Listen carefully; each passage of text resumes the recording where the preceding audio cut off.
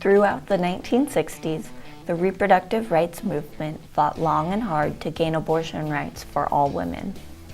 Thousands participated in this movement by protesting and advocating for their right to choose. Finally, in 1973, the United States Supreme Court legalized abortion nationwide. This victory seemed to mark the end of the fight for reproductive choice for American women.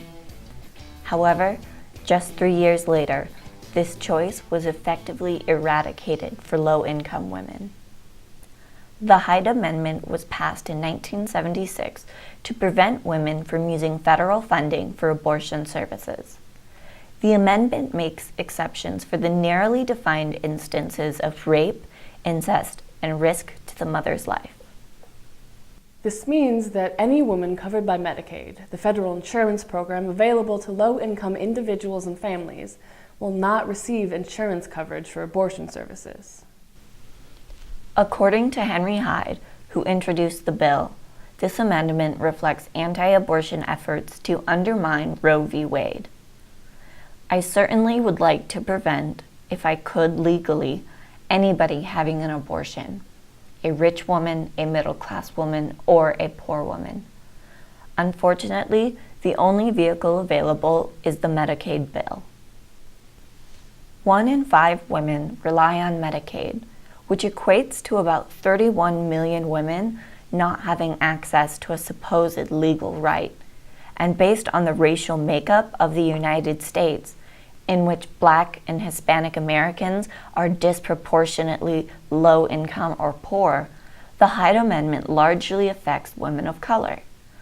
30% of Black women and 24% of Hispanic women are enrolled in Medicaid, compared to 14% of white women.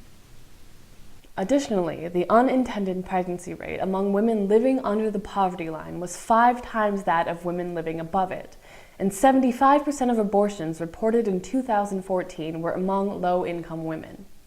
So the group of women who have the most pressing need for this service are the ones denied it. In this way, abortions become a luxury for middle-class and upper-class white women with the money or private insurance to afford them.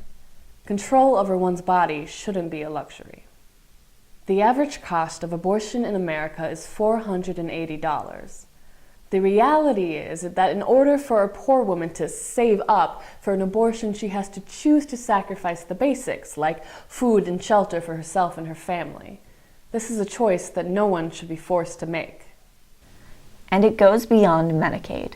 For years, Congress has extended the Hyde Amendment to virtually every relevant government program, including Indian Health Service, the military, Peace Corps, federal employees, and federal prisoners, disadvantaging millions of more Americans. A common misconception in the pro-choice versus pro-life debate is that Roe v. Wade automatically granted all women choice. When the government finances the cost of childbirth but will not finance the termination of a pregnancy, it realistically forces a poor pregnant woman to choose childbirth regardless of any rights. Choice means nothing if 31 million women do not have access to that choice. When the state will finance the cost of sterilization, a permanent condition, but not abortion, it denies women control over their own bodies. Hyde reflects how women's health is targeted by politicians in order to maintain control of women's bodies, which has set a dangerous precedent for the future. You can join the movement to support women's voices and experiences through political activism. All Above All is dedicated to educating voters about abortion rights and encouraging them to take action. The simplest way to fight for access is by calling your representatives in Congress. Voicing support for abortion access and voicing opposition to bills that would limit access is an important part of political activism. The switchboard number for the House of Representatives is 202-225-3121. All Above All offers a script to make this an easy process. In order to stay up to date on current congressional voting, you can subscribe to emails from All Above All. You'll know what Congress is up to and when to call your representative. Remember, freedom of choice means nothing if some women are denied that choice. When one woman suffers, we all suffer.